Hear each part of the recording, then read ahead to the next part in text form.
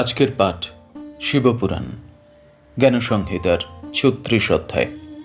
৩৫ অধ্যায়ে আমরা দেখেছিলাম শিব এবং পার্বতী কার্তিক এবং গণেশকে বলেছিলেন যে আগে চলে আসবে পৃথিবী প্রদক্ষিণ করে, তো তাকে আমরা আগে বিবাহ দেব। সেই অনুসারে গণেশ বাবা মাকে প্রদক্ষিণ করেই বলেছে, আমার হয়ে গেছে প্রদক্ষিণ, এবার আমায় বিয়ে দাও বলে গণেশ বুদ্ধি করে বলেছিল যে বাবা মা জগৎ সংসারেই পিতামাতাকে ভ্রমণ করলেই জগৎ ভ্রমণ হয়ে যায়, তাই আমি তোমাদের পুজো করেছি, 7 বার প্রদক্ষিণ করেছি, আমাকে আগে বিয়ে দিতে হবে। এই বুদ্ধি বা চতুরতা গ্রহণ করেছিলেন গণেশ। সেটা কতটা যুক্তিগ্রাহ্য ঠিক বা বেঠিক সেটা ৩৫ অধ্যায়ের শেষে ব্যক্তিগতভাবে আলোচনা করার চেষ্টা করেছি। আজকে পাঠ করব ৩৬ অধ্যায়। সুত কহিলেন, হে ঋষিগণ, অনন্তর শিব ও পার্বতী সুবুদ্ধি গণেশকে কহিলেন, বৎস, তুমি যথার্থই কহিয়াছ, তুমি মহাত্মা, তোমার বুদ্ধি নির্মল, তুমি যাহা কহিলে সে সকলই সত্য। দুঃখ উপস্থিত হইলে যাহার বুদ্ধি অধিকতর বিকশিত হয়, তাহার দুঃখ সূর্য প্রকাশে অন্ধকারের ন্যায় বিনষ্ট হয়। বেদ পুরাণ শাস্ত্রে যাহা কথিত আছে তাহাই তুমি কহিয়াছ। পিতামাতার প্রদক্ষিণ করিলে পৃথিবী প্রদক্ষিণ করা হয়, ইহা বেদাদি নানা শাস্ত্রে নির্ণীত আছে। তুমি যে প্রদক্ষিণ কার্য করিলে তাহা উত্তমই করিয়াছ। আমরা যাহা স্বীকার করিয়াছি তাহার অন্যথা হইবে না। উহারা সুবুদ্ধি গণেশকে এইরূপে আশ্বস্ত করিয়া উহার বিবাহ দিবার জন্য উদ্যত হইলেন। এমতো সময়ে বিশ্বরূপের সিদ্ধি ও বুদ্ধি নাম্নী সর্বাঙ্গ সুন্দরী সুলক্ষণা 2 কন্যা উপস্থিত হইলেন। তাদের সহিত গণেশের বিবাহ দিলেন। ওই বিবাহে দেবগণ আনন্দিত মনে আগমন করিলেন। এইবারে আরেকটুখানি সচেতন হয়ে পড়তে বা শুনতে বলবো। আমিও সচেতনতার সঙ্গে ব্যাখ্যা করার চেষ্টা করছি যেটা উঠছে ভেতরে। গণেশ, তাহলে গণেশের খুব বুদ্ধি প্রথম থেকে আমরা দেখেছি।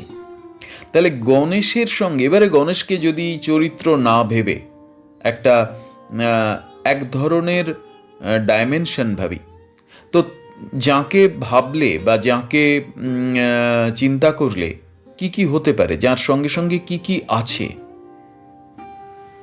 সেইগুলো গণেশের সঙ্গে যাদের বিয়ে দেয়া হচ্ছে সেই ধর্মগুলো কি তারাই, কিরকম, বা সেই গুণগুলো কি তারাই? এমতো সময়ে বিশ্বরূপের সিদ্ধি ও বুদ্ধি নাম্নী সর্বাঙ্গ সুন্দরী সুলক্ষণা 2 কন্যা উপস্থিত হইল। তাহলে সিদ্ধি এক কন্যার নাম, বুদ্ধি আর এক কন্যার নাম। তার মানে আক্ষরিকভাবে লৌকিকভাবে আমরা যাকে বিয়ে বলি, এখানে বিবাহের কাহিনীই আছে, কিন্তু বুঝতে হবে যে গণেশ, এই বিবাহ মানে হচ্ছে গণেশের সঙ্গে যারা রয়েছেন, গণেশকে সাধনা করলে যা পাওয়া যায়, বা গণেশ যে 2টি জিনিসকে খুব নিপুণভাবে তার ভেতরে স্থিত করে রেখেছেন, তাহলে গণেশ আরাধনা করলে কি আসবে? সিদ্ধি। তাই গণেশ সিদ্ধিদাতা। তাহলে সিদ্ধি গণেশের স্ত্রী, এবং বুদ্ধি গণেশের খুব বুদ্ধি, কার্তিকের চেয়েও প্রবল বুদ্ধি গণেশের। এই বুদ্ধিবৃত্তি কিন্তু চৈতন্য নয়।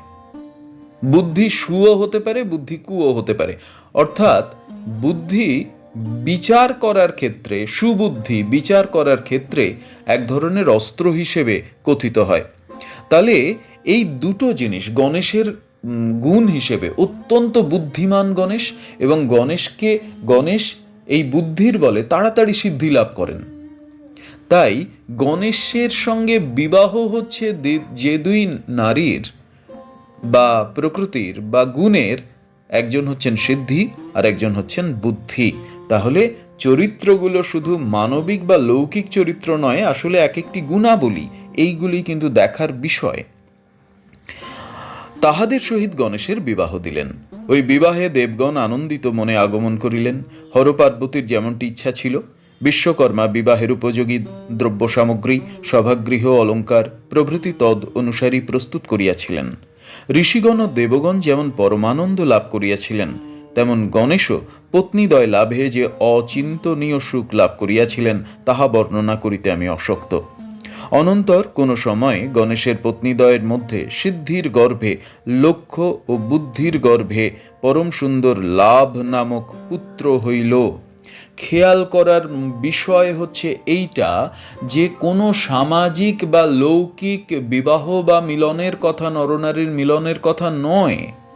আসলে গণেশের মধ্যে কি কি রয়েছে সেইগুলোই আমরা পাবো তার স্ত্রী হিসেবে, তার পুত্রকন্যা হিসেবে। তো গণেশের এক স্ত্রীর নাম সিদ্ধি, আর এক স্ত্রীর নাম বুদ্ধি। গণেশের সঙ্গে সিদ্ধির মিলনে কি লাভ হলো, কি পুত্র হলো, যে এই যে আমরা পেলাম যে অনন্তর কোনো সময়ে গণেশের পত্নীদ্বয়ের মধ্যে সিদ্ধির গর্ভে লক্ষ্য আর বুদ্ধির গর্ভে লাভ। তাহলে লক্ষ্য স্থির থাকলে লাভ হবে।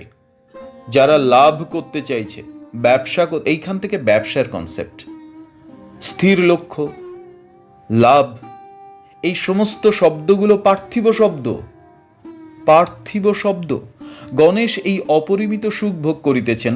এমতো সময় কার্তিক পৃথিবী প্রদক্ষিণ করিয়া কৈলাসে উপস্থিত হইবা মাত্র নারদ আসিয়া গোপনে কহিতে লাগিলেন, তোমার পিতামাতা তোমাকে ছল করিয়া পৃথিবী প্রদক্ষিণের জন্য প্রেরণ করিয়া যাহা করিয়াছেন শ্রবণ করো।